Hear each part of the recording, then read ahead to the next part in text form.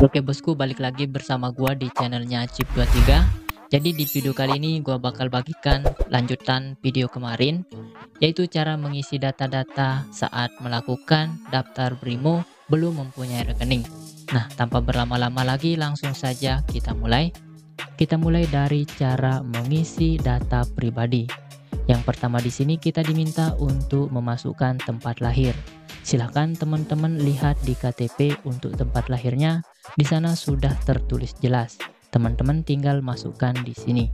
Kemudian ada jenis kelamin. Teman-teman tinggal pilih saja.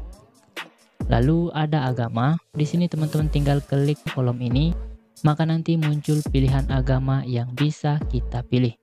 Kemudian pendidikan. Ini juga sama, kita tinggal klik, maka nanti muncul pilihan pendidikan yang bisa kita pilih, mulai dari SD sampai dengan S3.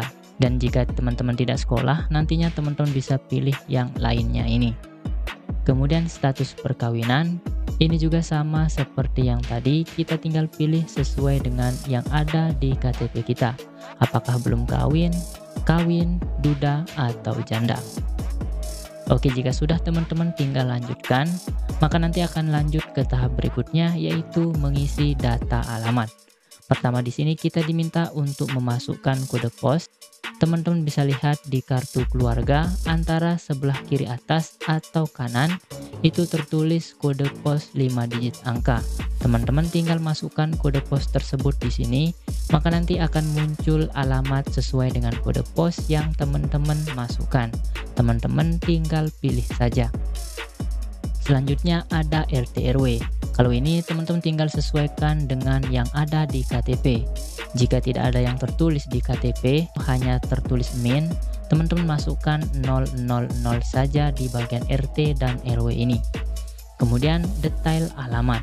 Di sini teman-teman tinggal masukkan alamat lengkapnya, mulai dari jalan, dusun, desa, hingga kecamatan. Jika alamat yang teman-teman masukkan itu tidak muat di kolom ini, teman-teman tidak perlu paksakan, teman-teman masukkan saja hanya yang muat. Semisal muatnya sampai di desa saja, itu sudah cukup. Teman-teman tidak perlu paksakan untuk memasukkan kecamatannya. Kemudian alamat domisili. Domisili ini maksudnya tempat tinggal kita sekarang. Jadi jika alamat teman-teman sekarang itu beda dengan yang di KTP, silahkan masukkan secara manual, mulai dari kode pos, RT RW, hingga detail alamat. Tapi jika alamat teman-teman saat ini masih sama seperti alamat yang ada di KTP, teman-teman tidak perlu memasukkannya secara manual. Teman-teman cukup checklist kotak di sebelah kiri alamat domisili sama dengan KTP ini. Maka nanti akan terisi secara otomatis sesuai dengan data yang kita isi di atas ini. Kita tinggal lanjutkan. Nah, selanjutnya kita ke cara mengisi data pekerjaan. Pertama di sini kita diminta untuk memasukkan nama institusi. Untuk nama institusi ini teman-teman masukkan nama perusahaan tempat teman-teman bekerja. Jika masih sekolah atau kuliah, teman-teman masukkan saja nama sekolahannya. Dan jika tidak bekerja, teman-teman masukkan saja alamat tempat tinggal teman-teman saat ini. Bisa itu dusun, desa, hingga kecamatan. Teman-teman pilih saja salah satunya. Kemudian jenis pekerjaan. Di sini teman-teman tinggal pilih karena sudah banyak sekali terdaftar jenis pekerjaan yang bisa kita pilih. Teman-teman tinggal pilih sesuai dengan pekerjaannya saat ini. Jika masih sekolah, teman-teman tinggal pilih jurusan yang diambil. Jika tidak bekerja, pilih saja belum bekerja atau pencari kerja atau wira swasta. Sesuaikan juga dengan jenis pekerjaan yang tertulis di KTP teman-teman. Kemudian jabatan, ini juga sama seperti yang tadi. Teman-teman silahkan pilih sesuai dengan jabatan di perusahaan tempat teman-teman bekerja. Jika masih sekolah atau pengangguran, pilih saja tidak bekerja. Kemudian untuk kode pos ini, teman-teman masukkan kode pos tempat teman-teman bekerja. Untuk mengetahui kode pos tempat teman-teman bekerja, teman-teman bisa cari di Google sesuai dengan alamat tempat teman-teman kerja tersebut. maka nanti akan muncul kode pos sesuai dengan alamat yang teman-teman cari. Untuk yang kuliah juga sama, teman-teman tinggal cari di Google kode pos tempat teman-teman kuliah tersebut. Nanti akan muncul kode posnya. Dan untuk yang tidak bekerja, masukkan saja kode pos sama seperti kode pos yang teman-teman masukkan di data alamat tadi. Kemudian untuk RT RW, teman-teman tinggal sesuaikan saja.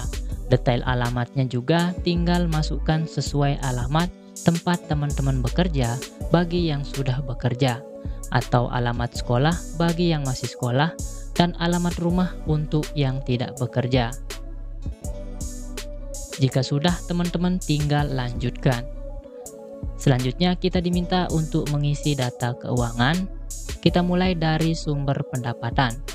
Di sini kita tinggal pilih saja apakah pendapatan yang kita masukkan ke rekening nanti kita dapatkan dari hasil gaji, hasil usaha, atau yang lainnya. Teman-teman tentunya tinggal sesuaikan saja untuk di bagian sini. Khusus untuk yang tidak bekerja atau yang bingung, pilih saja lainnya.